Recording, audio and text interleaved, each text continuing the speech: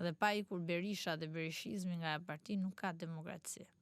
Nuk ka garë, nuk ka debat, nuk ka një ofertë reale për qytetarët. Zotin Doka ishte në podcast me ne dhe u shpreh që ka një dakordsi edhe pse bëhet një lloj teatri mes mazhorancës dhe opozitës, ai takon dy reformave të rëndësishme, siç është ajo territorialja dhe zgjedhjorja. Po patjetër, PD-ja është Berisha është në pazar me Ramën dhe pa diskutim ato nuk luftojnë Ramën, ato presin të vënë gjobën e radhës, pasi janë thjesht parazit pushtetit. Zonja Balliu, si e shikoni ju Partinë Demokratike këto momente? Jemi 10 muaj larg zgjedhjeve lokale, me ndryshimet e reformës administrativo-territoriale thuhet që me propozimin e Partisë Socialiste që pritet të kaloj edhe në parlament me gjast premten, do reduktohet ndjeshëm numri i bashkive ekzistuese. Në këto lloj formati, në këto rregulla të reja loje, mendoni që Partia Demokratike do të ketë mundësinë që ta rivalizojë Partinë Socialiste? Atëre mundësia për të rivalizuar pushtetin pa diskutim qëndron vetëm kur është fryma dhe kur njerëzit janë të bindur tek arroganca, tek vjedhja, tek keqeverisja. Dhe këtë e vërtetuan duke dalë në shesh dhe duke rrethuar kryeministrin. Protesta ishte madhështore, protesta do rivalizoj Ramën, nuk e rivalizon dot më Sali Berisha Ramën. Vetëm protestuesit, vetëm ato individ cilët janë intelektual, individ pa kapur nga të dyja palët politike mund të bëjmë betejën kundra pushtetit. Për mua sot Partia Demokratike në këto 10 muaj është për herë të parë është jashtëloja. Pasi vendin e saj e kanë zënë protestuesit normalisht me të drejtën e botës, pasi në mungesë një opozitë reale, ato dolën vetë dhe po e përfaqësojnë dinjësisht gjithë shqetësimet që kanë qytetarët, kauzën e tyre, por mbi të gjitha janë zëri të vërtetës dhe jo zëri i kapur, siç është zëri Sali Berishës, zëri i pazareve, zëri i humbjes, zëri i cënimit të demokracisë në Shqipëri, zëri i cënimit të demokracisë brenda partisë vet, por mbi të gjitha është kaktari kryesor i gjendjes reale në cilën ndodhet Shqipëria. Unë kur kërkoj largimin e tij nuk e kërkoj si dëshirë personale, por sepse e thret nevoja e interesit kombëtar.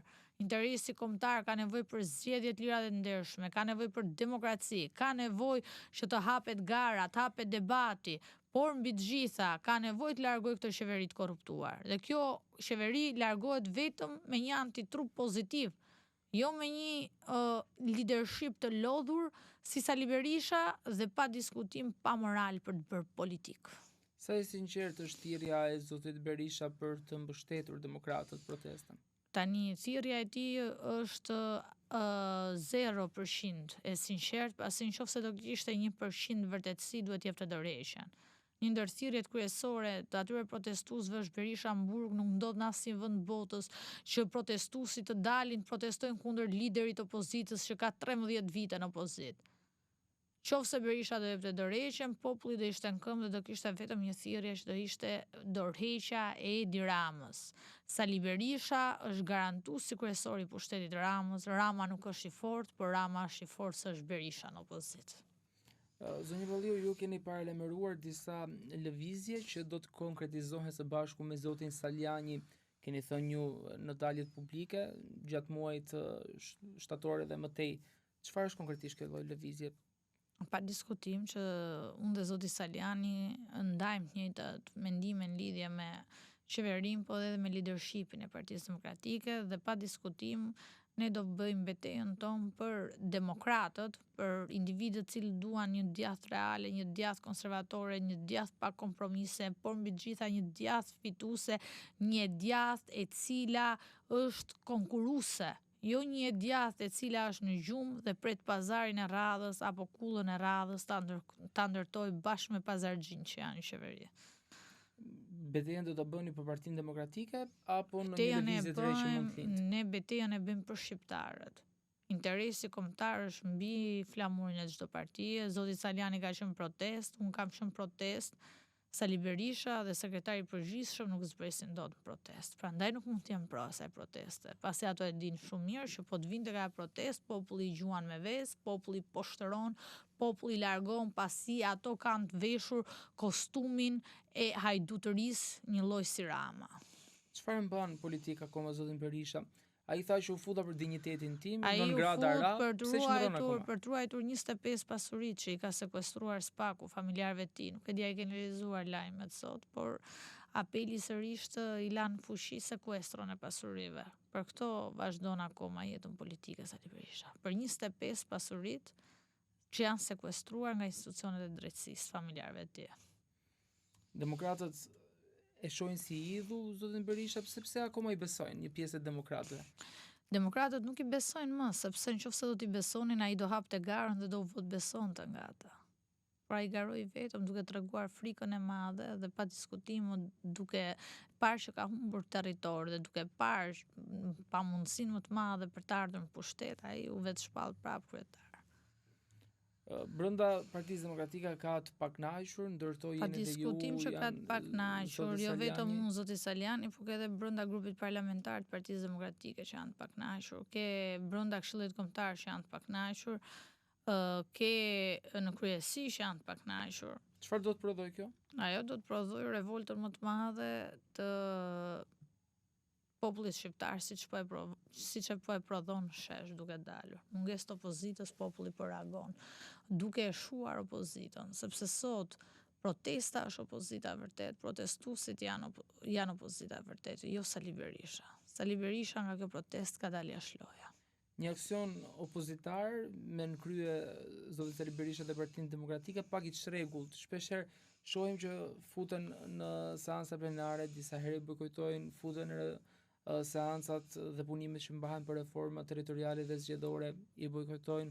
Këto lloj luhatjesh që ndjekin ata në mënyrë ideologjike, çfarë dëmi sjellin për demokratët dhe Partinë Demokratike? Pa diskutim atë të dështimit fatal që kanë 13 vite që e marrin, nuk është luhatja e parë, sepse të tjera gjëra thojnë dhe të tjera gjëra bëjnë. Thanë do respektonin Nenin dhe statutin e partisë, Nenin Basha nuk e respektun, ishte në letër po se respektun, na futin garë për primaret, i bëri fasad, nuk i respektoi. Hyn një ditë po, një ditë jo në parlament, foli pro BE-s, këtej çoi deputetët e parlamentit votonin kundër. Kjo është pra fytyra që i thonë jo shqiptarët Sali Berishës. Ku ka dëm më të madh se ti je 13 vite në opozitë dhe populli jot kërkoi arrestimin e liderit opozitës. Çfarë dëm më të madh se kaq mund të sjellësh një parti apo një forcë politike? Zonjë Balliu, pse shumica e të pakënaqurve, disa prej nga shprehin pakënaqësi ndaj numrit 2, siç është zoti Noka, zonjës Vokshi, për figura tjera drejtuese të Partisë Demokratike, por jo drejt për drejt për zotin Sali Berisha. Shpreson akoma që në një farë formë të marrin ndonjë post prej tij, për të marrë mbështetjen e tij. Kjo nuk është çështje posti, unë kam thënë dhe rithem, për mua Flamur Noka është gomari i familjes Berisha dhe çdo gjë vjen me urdhër nga lart. Kushdo që ka mendime të kundërta, gënjen veten për një kohë të shkurtër, se më pas do ta kuptoj gjithë tablon e së vërtetës hapur. Si e shikoni ju të ardhmen e Partisë Demokratike me këtë lëvizje që jeni duke zhvilluar me zotin Saliani, por unë mendoj që Partia tjera Demokratike duhet rinovuar, duhet të ndruar leadershipi, duhet vënë fituesit të garojnë dhe të sfidojnë Partinë Socialiste dhe jo humsat serial, jo dështakët, jo individët pa vota. Që kjo të ndodhi, pa diskutim, duhet largimi Sali Berishës nga politika.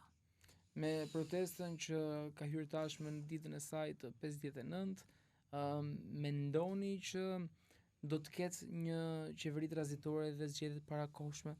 Unë shpresoj që protestuesit të vazhdojnë të mbajnë ritmin, të protestojnë për drejtat e tyre dhe pa diskutim që duhet arrin drejt qëllimit final, që është dorëheqja e Edi Ramës dhe zgjedhjet tjera të ndershme. Nëse dikush do të vinë pushtet, duhet vi me votë dhe vota pa diskutime vendos vetëm populli. Nuk mund të vish në pushtet pa u votuar dhe pa u vot besuar nga shqiptarët. Kështu që protestuesit atë çka kërkojnë është pa diskutim zgjedhje të lira dhe ndershme dhe unë besoj që do ja arrin kauzës deri në fund. Mendoni që Partia Demokratike mund të rinovohet shumë shpejt? Pa diskutim që po, nëse nuk do ta besoja, nuk do luftoja dhe të bëja këtë betejë. Cili do të jetë hapi i radhës i juaj, por duke qenë se përmendet në zotin Saliani në pamundësi për që këtu mund të flisni ju për të, cili do të jetë ky hap? Hapi pa diskutim do jetë takimi me demokratët dhe do jetë përpjekja e vazhdueshme jona që ta bëjmë Partinë Demokratike një parti demokratike, jo partinë e Sali Enver komunistit. Zonjë Balliu, shumë faleminderit që ishit me ne, faleminderit shumë për këtë intervistë dhe faleminderit shumë për gjithë pyetjeve që ju i përgjigjeni shpeshherë me sportivitet, por edhe me nota ironie se herujeve të rastit. Shumë faleminderit.